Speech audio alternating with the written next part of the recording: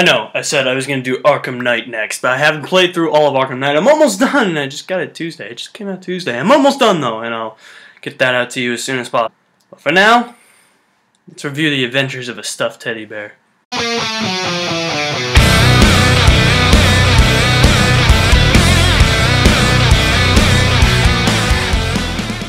Ted 2. So Ted 2 is the sequel to the movie Ted, and it stars Mark Wahlberg and Seth MacFarlane and Amanda Seyfried, who replaces Mila Kunis in this episode. In Ted 2, Tammy Lynn and Ted get married. They want to have a baby because they're having like marital problems, but the state of Massachusetts says that Ted is property. He is deemed inhuman. He's not a human, so he has to fight for his civil rights and, win against the state of Massachusetts. Now, I will say this about Ted 2. Mark Wahlberg and Seth MacFarlane have really good chemistry together. Mark Wahlberg interacts well with a stuffed CGI teddy bear voiced by Seth MacFarlane. It works well together. You can tell that they have human emotions for each other, and it's just great chemistry. However, where the movie faults is the jokes. A lot of the funny stuff from this movie is in the trailers and the TV spots. That is not good, and they add fart jokes in there. They had a few in the first Ted, but they add like a whole bunch of them because they think it's funny, and it's just lazy writing. Why do you do that?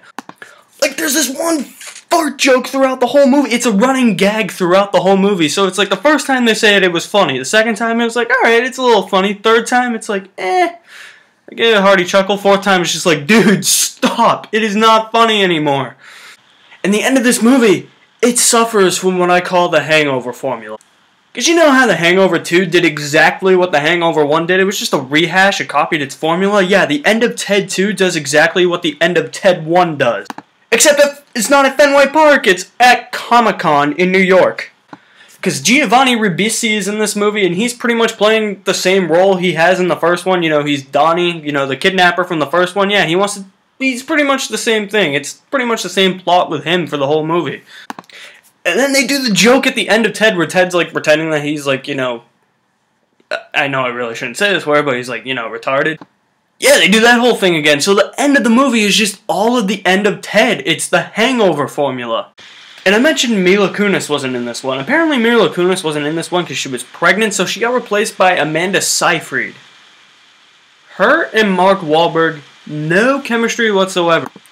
At least with Mark Wahlberg and Mila Kunis, you could feel it. You could feel that there was like some tension there. She wanted Ted to move out. He wanted Ted to stay in his life. With him and Amanda Seyfried, it's like, dude, you can do better. Not taking away Amanda Seyfried's hotness, because Amanda Seyfried is hot, but you look at Mila Kunis, I mean, she's like the hottest chick living or dead. Came out wrong. Not saying I dig dead chick. She is the hottest chick breathing, we'll say that. I felt like it was too quick with Mark Wahlberg and Amanda Seyfried in this movie. It just didn't work for me. And some of the jokes fall flat, too. Like, I wasn't laughing my ass off as much as I was in the first one. Almost every scene in the first one, I was laughing my ass off. This one, there's a little bit of, dramatic touch to it.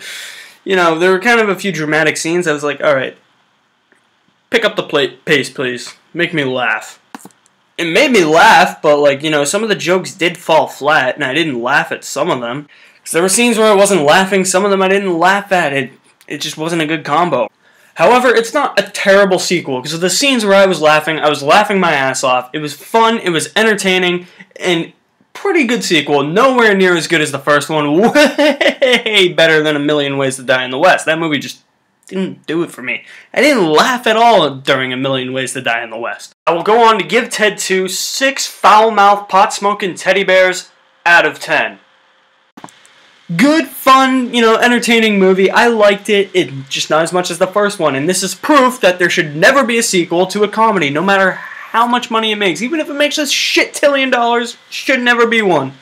And I know, you want me to do my Ted impersonation, so I'll do it. No, I don't sound that much like Peter Griffin. Her name is 70 on Black. Come on, when you hear the sound of thunder, don't you get too scared. Just grab your thunder body and say these magic words.